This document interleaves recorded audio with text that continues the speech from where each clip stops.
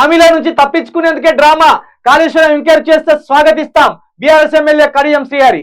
100% డ్రామాలు అయితే మొదలుపెట్టిన వాళ్ళు. ఇక మిమ్మల్ని మీ ప్రభుత్వాన్ని మించిన డ్రామాలు ఆడేటట్టున్నారు అయ్యో వాళ్ళు. మీ ప్రభుత్వాన్ని మించిన డ్రామాలు ఆడేటట్టున్నారు. మీ ప్రభుత్వానికి మించిన ఒక గజని సినిమా మాకు చూపియబోతుండ్రు వీళ్ళు. ఓ గజని, ఓ చంద్రముఖి, ఓ కాంతారా, ఇవన్నీ వాళ్ళ మైకంలోకి తీసుకుపోతారు అన్నట్టు.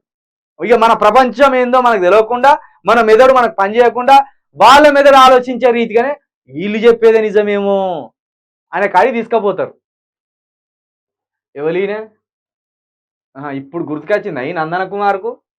నన్ను చంపేందుకు కుట్ర, ఎమ్మెల్యే కొనుగోలు కేసులో అక్రమంగా ఇరికించిళ్ళు నందకుమార్. నా హోటల్ను అన్యాయంగా కూల్చేశారు, బయటికి రాకుండా అక్రమ కేసులు పెట్టారు. సింహయాజీ స్వామిని దాసోజు శ్రవణ్ నాకు పరిచయం చేసిండు. తొందరలోనే అన్ని విషయాలు బయట పెడతానని వెళ్ళాడు. ఇంకా తొందర ఏమున్నది, నీకు కావాల్సిన ప్రభుత్వం రానే వచ్చింది. ఆ రోజు భయపెడితే చెప్పినవో లేకపోతే దేనికి చెప్పినవో? డబ్బులు ఇస్తానంటే చెప్పినవో ఆ రోజు, లేకపోతే డబ్బులు నీకు బొచ్చడొస్తాయని చెప్పినవో, లేకపోతే నీకు ఎమ్మెల్సీ సీట్ ఇస్తావరా అంటే చెప్పినవో? హోటల్ నీదే అంటాను, నిన్ను ఎట్లట్లు ఇరికిచ్చిందో చెప్పు.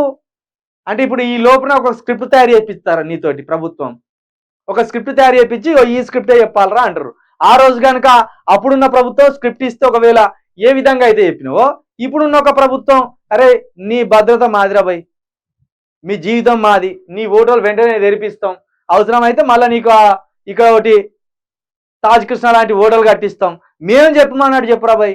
ఇక 10 సంవత్సరాల వరకు కేసీఆర్ అధికారంలోకి వచ్చేది లేదు, పోయేది లేదు అని చెప్తే స్క్రిప్ట్ రాసి పంపితే ఆ స్క్రిప్ట్ ప్రకారం చెప్తాడు అన్నట్టు. అందుకే అతి తొందరలోనే అన్ని విషయాలు బయట పెడతా.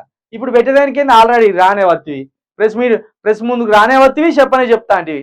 నన్ను అక్రమంగా ఇరికిచ్చిన అని చెప్తానే ఉంటివి. ఎమ్మెల్యే కొనుగోలు కేసులో నన్ను చంపే కుట్ర జరుగుతుందని కూడా చెప్తానే చెప్తివి. మళ్ళీ ఇంకేమున్నది కొత్త నువ్వు చెప్పేదానికి? ఇక్కడ చెప్పనే చెప్పినావు. ఇక ఎట్లా జరిగింది తతంగం అంతా అనేది చెప్పు. ఇక దాంట్లో స్క్రిప్ట్ ఉన్నదా, అది నిజమా అనేది మేము చెప్తాం తర్వాత.